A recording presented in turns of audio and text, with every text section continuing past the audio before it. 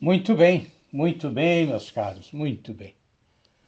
Muito bom dia para vocês. Eu espero que vocês estejam todos bem. Né? Bom, hoje então vamos aí dar sequência às nossas reflexões, né? As reflexões que eu iniciei aí no sábado, dia 2 de maio. Bom, então se você chegou agora aqui no canal, né? Ou se você ainda não ouviu o áudio do dia 2 de maio, bom, eu recomendo que você comece por ele, tá? Quer dizer, depois você ouve aí todo o material que tem aqui no canal, claro. Mas assim, para entender o que eu vou falar hoje, você precisa ter escutado o primeiro, o áudio do dia 2 de maio, depois o áudio de ontem, 4 de maio, e aí então você escuta este aqui de hoje. Tá certo? Muito bem, muito bem. Bom, então o que eu dizia ontem? O que eu dizia ontem para vocês? Eu dizia que o escritor é alguém, né, que não se cansa de fazer aquela pergunta, né, aquela pergunta que todas as crianças aí usam, né, para encher a paciência dos pais. Né?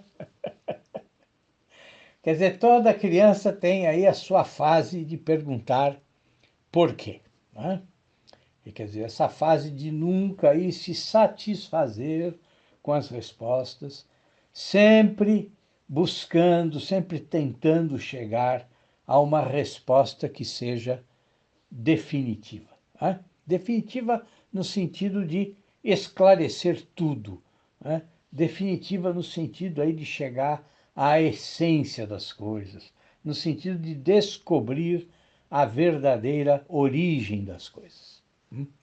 Quer dizer, é claro que isso é um modo de dizer, é um modo de dizer. É claro que a forma da pergunta muda, muda.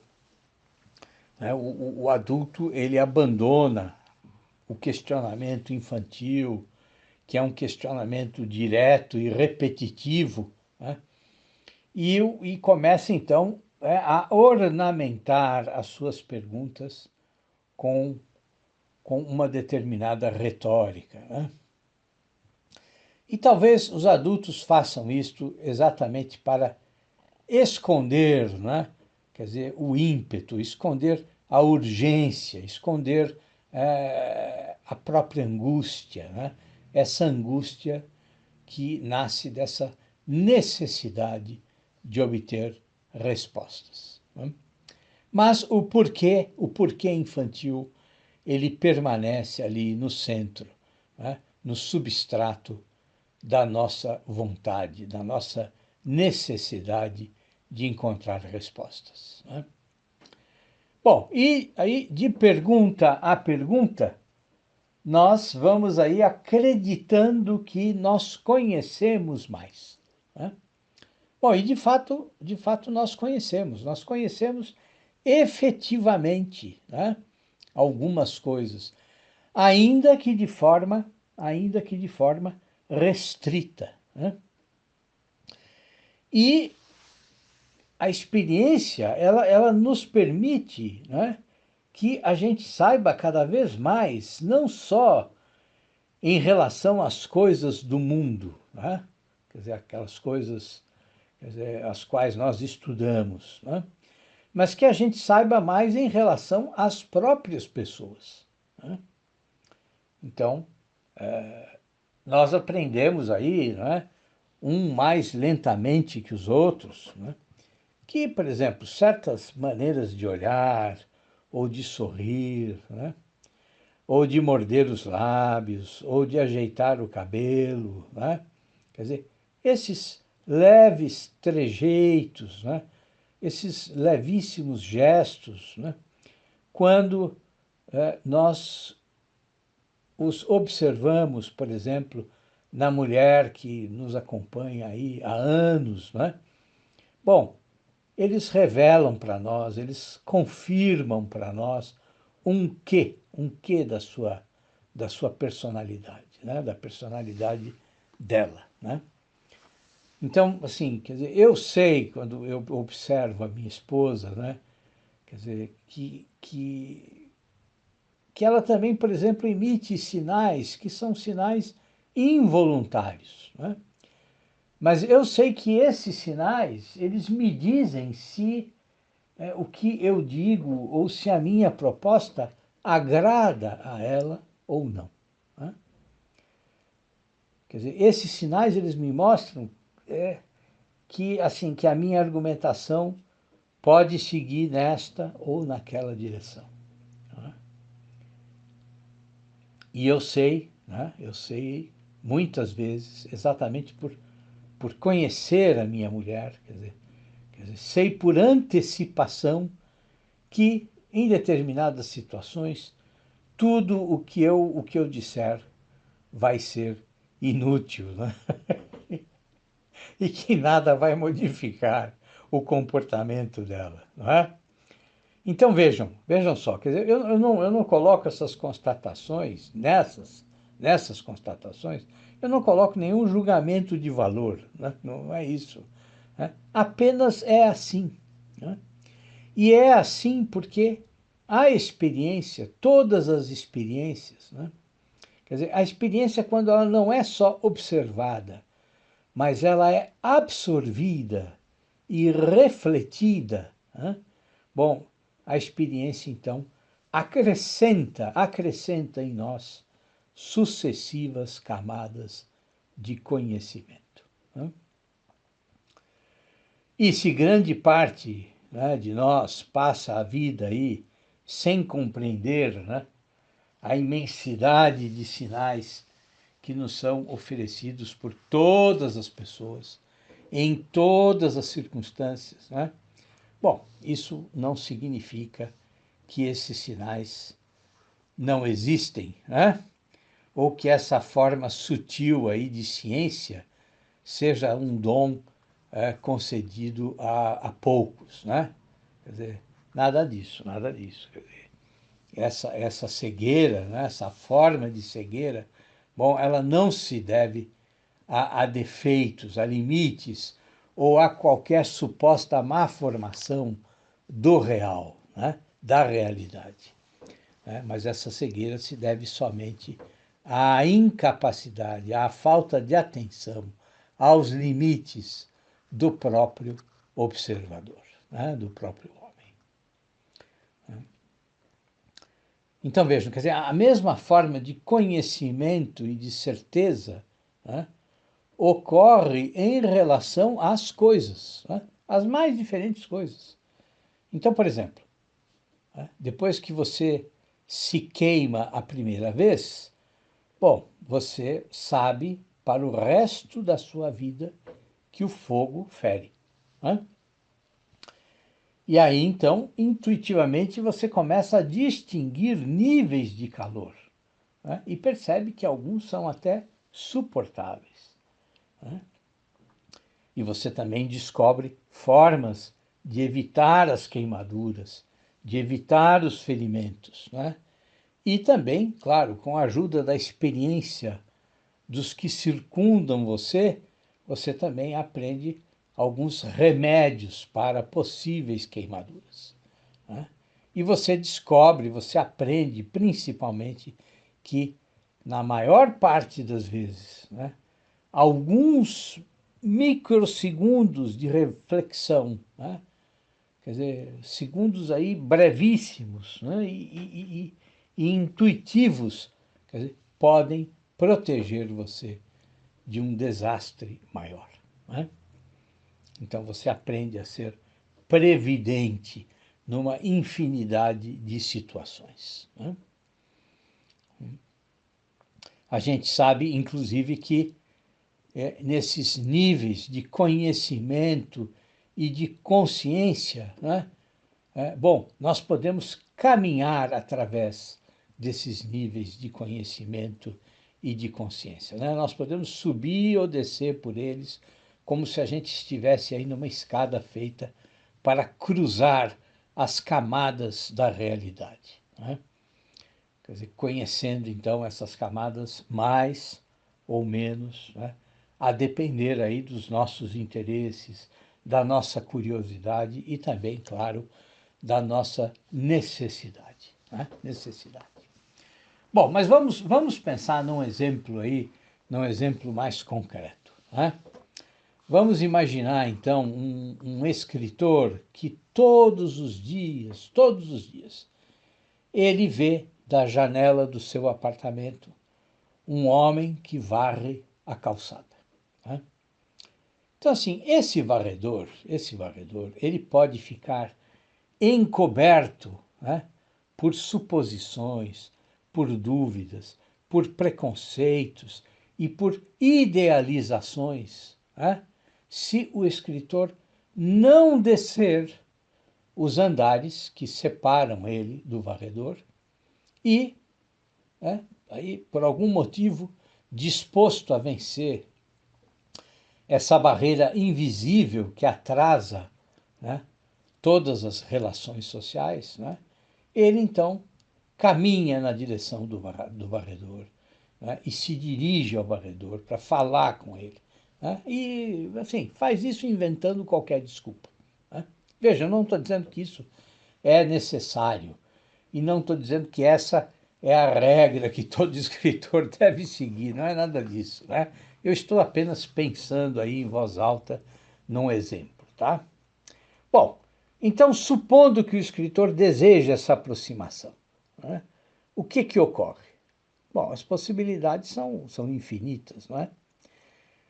Mas, por exemplo, né, uma possibilidade, quer dizer, o que o escritor imaginava ser um resmungo que o narrador repetia todos os dias, né, um resmungo que o escritor, lá do alto do seu apartamento, ele não conseguia entender, né, e que parecia para ele ser uma reclamação de alguma forma aí ritmada, né? Agora, né, quando o escritor se aproxima do varredor, né, ele percebe que se trata, na verdade, de uma velha cantiga popular, né? Uma cantiga que é incrível, mas ele próprio ouvia essa cantiga, né, da sua avó, né? Uma cantiga que ela contou para ele há muitos e muitos anos, que ela havia aprendido na escola quando menina. Hum? Ou não, né? Ou não. Quer dizer, não é uma cantiga, né? Mas é um resmungo mesmo. E é um resmungo que o varredor repete enquanto ele cumpre a sua tarefa. Mas é um resmungo, é uma reclamação que é repetida com certo humor, né? Quer dizer, então, quando o escritor se aproxima, ele vê a face do varredor, né, carregada de contrariedade, né, mas ao mesmo tempo de ironia ou de desprezo pelo que ele está fazendo, né? Mas é um desprezo alegre, né? Quer dizer, ele varre, mas ele varre com um ar de deboche, né? Como se, como se no seu interior lutassem aí sentimentos diferentes, né? Ou seja, quer dizer, o escritor descobre que o varredor, né, não é só aquela aparência de resignação que ele pensava ver da janela do seu apartamento, né? Mas não, ele percebe que o varredor é uma pessoa complexa, né?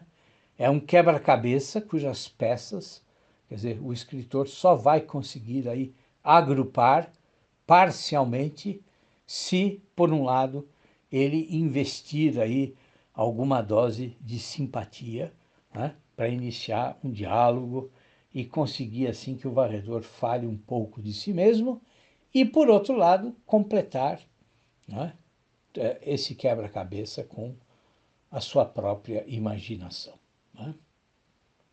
Mas vejam, de uma forma ou de outra, o escritor sabe que algo sempre vai escapar a ele, sempre, né? Quer dizer, o escritor, ele leu o Ortega y Gasset, né? E ele lembra o que Ortega dizia a respeito do bosque, né? Quer dizer, o bosque, observado de inúmeros lugares, né? O bosque vai ser sempre, a rigor, uma possibilidade, uma possibilidade, né? Então, o escritor sabe que todos nós vivemos, né, de certa forma, aí, esmagados pelo peso de uma partícula, né? Quer dizer, uma partícula aí terrível, né? Quer dizer, vivemos esmagados pelo C, né? C, quer dizer, essa conjunção que não modifica apenas o sentido da frase, do pensamento, da história, né? Não modifica a decisão da personagem, né? Mas modifica também a própria vida, né? Quer dizer, se ele não tivesse descido à rua, bom, ele permaneceria aí completamente ignorante a respeito do homem que varre a calçada, né? E assim, então, ultrapassados alguns limites, né? Ultrapassados aí alguns receios, ou parte da sua timidez, esse escritor talvez já não se sinta mais escravo do que a sua imaginação lhe dizia, né? Mas e se ele não tivesse descido do apartamento, né? Se ele tivesse preferido manter o varredor exatamente como ele o imaginava, né? E se, indo na direção do varredor, ele tivesse começado a sua tentativa de diálogo de uma outra forma, de uma outra maneira, né?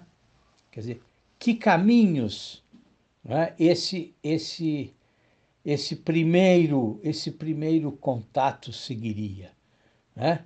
Quer dizer, será que o varredor, né, revelaria ou não revelaria a respeito de si mesmo alguma coisa, né? Quer dizer, será que o comportamento do narrador, né, está condicionado pelo comportamento do escritor, né? Então, assim, essas dúvidas o escritor vai tê-las sempre, sempre, né? Da mesma forma que o cientista repete aí exaustivamente a mesma experiência e pode jamais alcançar a resposta de que ele precisa, né? Exatamente por não ter utilizado determinada substância, né? Dentre aí as milhares que ele poderia ter escolhido, né? Ou, apesar de ter utilizado a substância correta, né, ele não soube selecionar a dosagem adequada, né? Assim, as relações humanas, elas sofrem dos mesmos problemas, né? Quer dizer, o Ortega diz que aquilo que no bosque se apresenta diante de nós de uma maneira imediata, né? Bom, isso é só o pretexto para que todo o resto permaneça oculto e distante, né? Mas vejam só, quer dizer, o que é importante perceber, né? Quer dizer, é fundamental perceber que essa frustração que nós podemos sentir, né? Quer dizer, frustrações que nascem dessas dessas lacunas insuperáveis que a realidade nos oferece, né? Essas frustrações não têm um caráter meramente negativo, né? Isso, o Ortega diz muito bem isso. Quer dizer, não. Então, assim, quer dizer, pensar assim é só ver a superfície da realidade. Por quê? Porque há uma qualidade positiva nessas lacunas, né? Essa invisibilidade do todo, né? Essa incapacidade que nós temos de perceber e de assimilar o bosque na sua totalidade, bom, é exatamente ela que cria o bosque na sua plena personalidade. Né? Quer dizer, o bosque não seria o bosque se nós pudéssemos compreendê-lo, se nós pudéssemos assimilá-lo na sua totalidade. Né? E o Ortega diz que só quando nós nos damos conta, né, de que a paisagem visível está ocultando de nós outras paisagens invisíveis, né, é que nós nos sentimos, então, dentro de um bosque. Né? Quer dizer, ou seja, é positivo que nós nunca encontremos respostas para todos os nossos porquês, para todas as nossas interrogações. Né? E talvez a obra literária nasça exatamente desse fato. Né? Quer dizer, nasça do fato de que as coisas visíveis estão sempre ocultando do escritor outras coisas que são invisíveis. Né? E que então os textos, os nossos textos, sejam essas tentativas de nós nos aproximarmos de tudo que é invisível. Tá certo? Bom, mas amanhã nós continuamos estas nossas reflexões. Tá bom, meus caros? Olha, um grande abraço para vocês, viu? Tenham um bom dia, hein? E coragem para a luta.